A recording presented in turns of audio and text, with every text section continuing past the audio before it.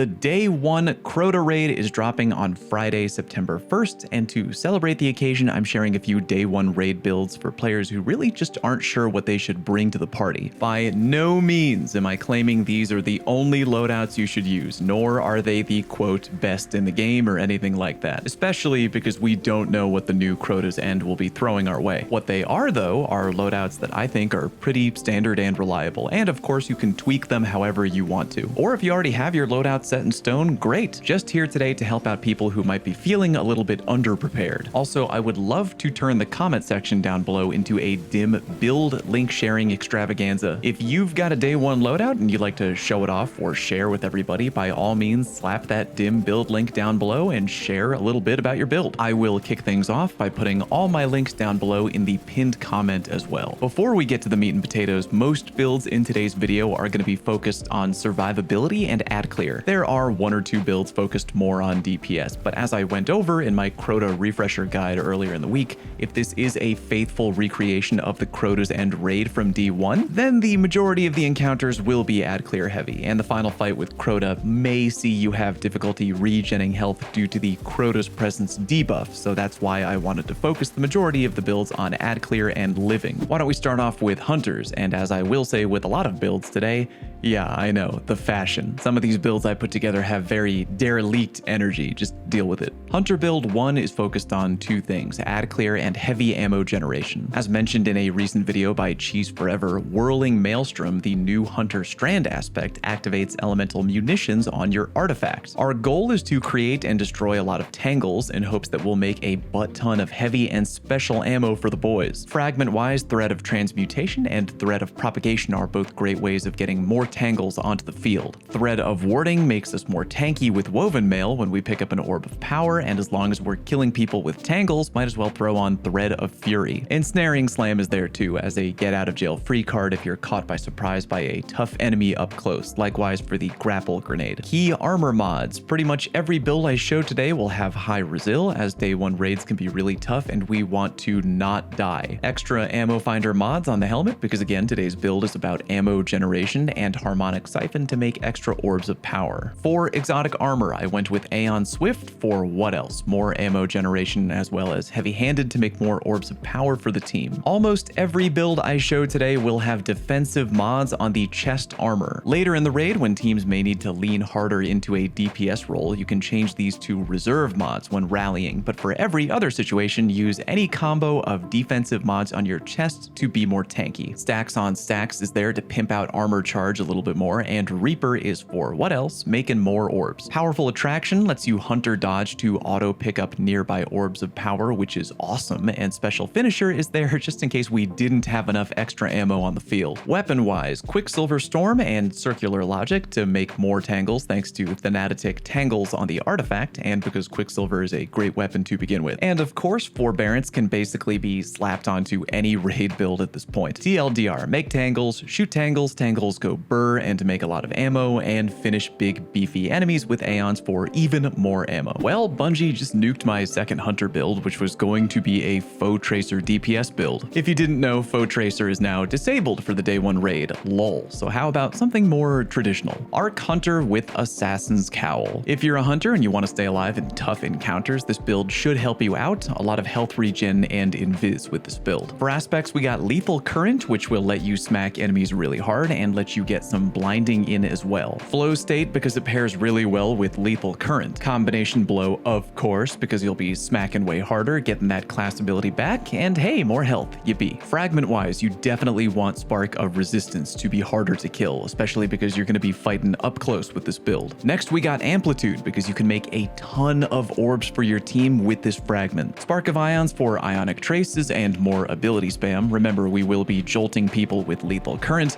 And finally, I'm going with Spark of Volts, just an extra way to get amplified and I get extra recovery, yay. Weapon-wise, I'm going with a Volt Shot SMG and a Blinding Grenade Launcher. Again, blinding in Day 1 raids is really good. My Blinding Launcher also has Slide Shot, which not quite auto-loading, but good enough. Finally, Tractor Cannon for debuffing enemies so they're easier for you to finish, or debuffing big baddies, which your team will appreciate. Key armor mods, because we're going to be slapping Hive left and right, hands-on, and heavy-handed. More orbs and more super energy. Also impact induction because again, slapping people. On my leg armor, I got stacks on stacks because I'll be making mad orbs and then sucking them all up with powerful attraction. Recuperation for even more health, and finally, special finisher. You'll have a lot of armor charge, might as well spend them in a way that helps the team. On to Warlocks. Build number 1 is a Void Ad Clear build centered around the new exotic Briar Binds, which give a longer Void Soul duration, and you can go manually retrieve the little bugger and redeploy it. Child of the Old Gods, obviously, whole point of the damn build. And Chaos Accelerant. And if you're thinking, hey, wouldn't Devour be better for staying alive? Well, yeah, but there's more than one way to skin a hive god and get Devour. Echo of Starvation will give us Devour if we pick up either an orb or a Void Breach, and Echo of Harvest will allow us to create both of those things by beating a weakened enemy, which our Void Soul does. Echo of Persistence will extend the duration of Devour once we have it activated, and Echo of Vigilance is just an extra layer of protection to really make us harder to kill. Key armor mods, Harmonic Siphon to make sure we're generating a bunch of orbs, and Bolstering Detonation because it'll give us more Rift energy, which means more Void Soul throwage. All protective mods on our chest, like always, Void Scav because the artifact makes it cheap, and because 2 of my weapons are Void Weapon Surge. Powerful Attraction lets me vacuum up nearby orbs, and Time Dilation to extend the benefit of Void Weapon Surge. Weapon-wise, Frenzy Funnel Web is going to be my main spray and pray method of dealing damage, which will also benefit from Void Surge, and I can be even more of an ad control guy with Wither Horde in there too. Commemoration will benefit from Void Surge too, and I have a nice one with Reconstruction Killing Tally, but really any Void machine gun option here should be fine. Warlock build number 2 is a classic ad clear loadout I've been using for a long while now. Osteostriga and Necrotic Grip on a Strand Warlock. Osteo and Necrotic go great together, spreading around a ton of poison damage, and Strand helps you suspend a lot of enemies while doing so. Mindspun Invocation is huge for the build. Eat your Shackle Grenade to activate Weaver's Trance, and now Final Blows will create a suspending detonation. Bungie has officially shut off Weave Walk for the day 1 race, so the Wanderer it is. Thread of Continuity to make sure that anyone suspended will hang in the air a little bit longer, and Thread of Generation so we get more grenade energy to further take advantage of Weaver's Trance. Thread of Transmutation for even more Tangle shenanigans, and finally Thread of Warding is there for Woven Mail, again just so we're even harder to kill. Key armor mods, Kinetic Siphon so we're making a bunch of Orbs of Power, and double Grenade Kickstart so that we're immediately getting a big chunk of nade energy back after eating our Shackle Grenade to activate Weaver's Trance. Chest armor mods, you already know. Again, we've got Powerful Attraction to suck up orbs, and we also have stacks on stacks for extra armor charge, which will all funnel back to grenade eating for more suspended enemies, and Bomber, of course, for even more grenade energy. Weapon-wise, we got Osteo, which you will be spamming the vast majority of the time with this build, and if you have one, it pairs beautifully with a blinding auto-loading grenade launcher. Fire 1 round out, blind everybody, gun them down with Osteo, while the grenade launcher auto-reloads, GG no re. And I got a machine gun for hitting tougher enemies a wee bit harder. Crafted retrofit is quite nice if you have one. Moving on to Titans, and Bungie literally just nuked one of my builds by shutting off Banner of War, so now you get 2 Solar Titan builds, lol. Titan Solar build number 1 is a burst damage focused build featuring the new very fun Pyrogale Gauntlets. Aspect-wise, Roaring Flames of course, because they buff your ability and super damage, meaning Pyrogale will hit harder, and Soul Invictus. I know Pyrogale literally pairs well with Consecration, but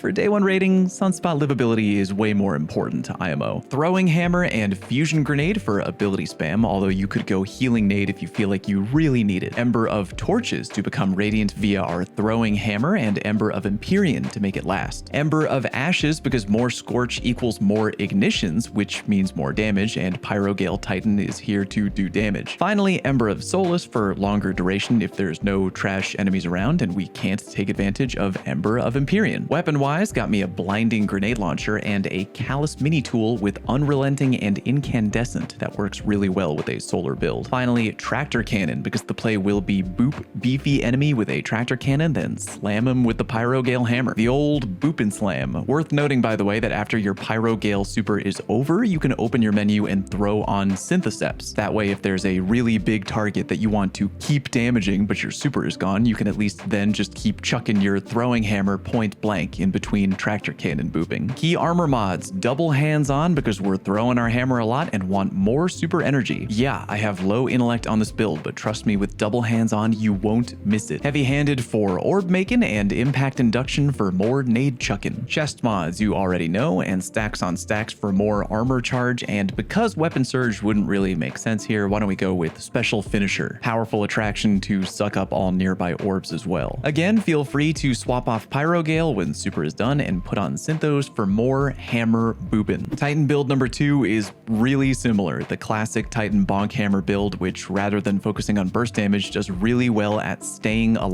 And again, for the love of God, ignore the fashion. Roaring Flames to beef up your solar ability damage, and Soul Invictus make a sunspot on the floor with ability final blows, stand in the fire, and become very hard to kill. Easy. Throwing hammer, but of course, as well as a fusion grenade. You could go healing nade if you want, but you should already have plenty of healing with this build. Ember of Torches to become radiant by throwing your hammer around, and Ember of Empyrean for both extra restoration and radiant. Ember of Tempering to both give allies better recovery, which is nice, and also to create fire sprites on the battlefield with a solar weapon. Finally, Ember of Mercy to gain restoration via picking up a fire sprite. Yay, extra livability. Real quick, let's do weapons first. Sunshot is our solar weapon, which will generate fire sprites and help us with ad clear since it can make explosions. Can't go Wither Horde because Sunshot is exotic, so I'm going with Chill Clip Riptide. If you're going for a first 48-hour clear, your second playthrough will probably have champions, and Chill Clip Riptide can handle literally any champion. Going with Bait and Switch Apex on this build for extra punching power, but of course. For exotic armor, we have Loralee, although you could just as easily go with Synthos if you wanted to. Loralee is just there in case you're getting your butt kicked a little bit too hard. It's an extra layer of anti-death protection. Key armor mods, because we're chucking our hammer a lot, might as well roll with both hands-on for more super energy and heavy-handed for orb generation. And speaking of orb generation, Harmonic Siphon, which is a fun pairing for Sunshot. Solar Weapon Surge to get extra damage for both Sunshot and our Apex rocket launcher. Recuperation for even more livability, since there should be a lot of orbs on the ground. Finally, we have Time Dilation to slow the decay of our armor charge and get more benefit out of Solar Weapon Surge. Again, none of these builds are carved in stone, nor am I saying that this is what you should use. Modify any build however you want, or use something completely different. I'm just the guy giving out crib notes on the day of the test for anyone who hasn't studied. If you have any builds you want to share, feel free to share your build links down in the comment section. Again, check the pinned comment for all builds I've gone over today. Watch me Friday, September 1st on Twitch to get a unique in-game emblem thanks to Twitch Rivals, and good luck on your first 48-hour clear. Thank you very much for watching, and I'll see you on stream.